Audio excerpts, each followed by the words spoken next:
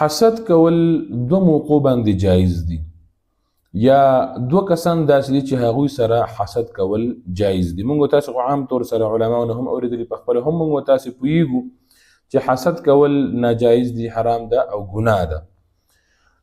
نبی کریم صلی الله علیه وسلم حدیث کې فرمایي چې لا حسد الا على اثنتين، حسد جایز نه ده مگر د دوو کسانو سره. دو کسان داسې چې هغوی سره حسد کول جایز دي. اولین کس نبی کریم صلی الله علیه وسلم فرمای رجل آتاه الله مالا، یو کس دا چې هغه ته الله رب العزت د مال فراوانی ورکړي، د مال شتمنۍ ورکړي، مال دولت یې ورکړي او دغه کس دغه مال د الله رب العزت په لاره کې خرج کوي. نو یو بل کس چې دغه کس وګوري دغه مال فراوانی چې الله رب العزت چاته ورکړي، دغه کس ته وګوري په دغه حالت کې چې دی مال خدای پاک ورکړي او لګي خرج کوي مصرف کوي د الله په لار کې، نو دی په خپل زړه کې دغه تمنا ښکاره کی چې ما ته هم خدای پاک دغه شانتي نعم دغه شانتي مال فراوانی راکې تر څو زه هم د الله رب العزت په لار کې خرج کما. نبی کریم صلی الله علیه وسلم فرمایي چې په دغه موقع باندې که څوک دغه حسد وکړي خپل بل مسلمان رور سره، نو گویا کې دا جایز ده، دې کې ګناه نشته ده.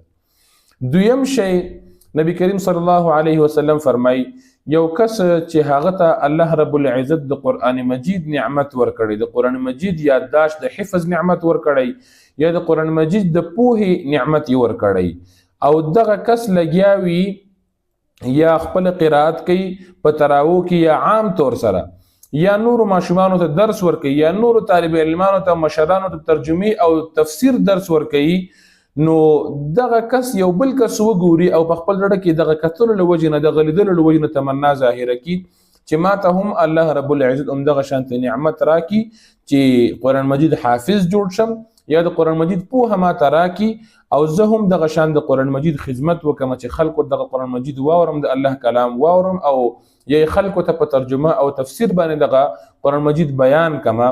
نو نبی کریم صلی الله علیه وسلم فرمایي چې دغه دویم قسم کس کده سره هم څوک حسد وکي نو دغه کس دغه ځای کې حسد کول جایز نه دي. نو ګویا کې دغه دوه موقع نبی کریم صلی الله علیه وسلم مستثنا ګرځولي دي. د دې ترڅنګ یو بل ټکی غیبته ده. حسد او غیبته ترمنځ فرق ده. غیبته چې کوم مکمل جایز ده او حسد چې کوم دغه جایز نه ده. حسد دې ته ویل کېږي چې الله رب العزت یو چاته یو نعمت ورکړي او یو بل کس دغه کس په دغه نعمت کې وګوري، نو دغه لیدونکی کس خپل ځان سره دا تمنا وکړي چې الله رب العزت ماته دغه نعمت راکړي او دغه چاته چې ورکړی ده دغه کس نه واخلي. دې ته حسد ویل کېږي. دغه کار چې کوم د حسد کول جایز نه دي. دویم قسم ده غیبته. غیبته دې ته ویل کېږي چې الله رب العزت یو چاته یو نعمت ورکړی او یو بل کس دغه نعمت په حالت کې وګوري، نو دی په خپل زړه کې د تمنا ظاهره کی چې ما ته هم الله رب العزت دغه نعمت راکړي، دغه کوم نعمت دې ته ورکړی ده او د سره دې هم وي. یعنی په حسد کې دغه نیت موجود، دغه فکر موجود چې دغه کس دغه نعمت ورکړل شوی دنه واخیستل شي. البته په غیبته کې بیا دغه شانتنی غیبته کې دای چې هغه سره دې هم وي او ما سره دې هم وي. نو کچیر یو مسلمان نور بل مسلمان نور سره حسد ساتي دا خو ناجایز دي.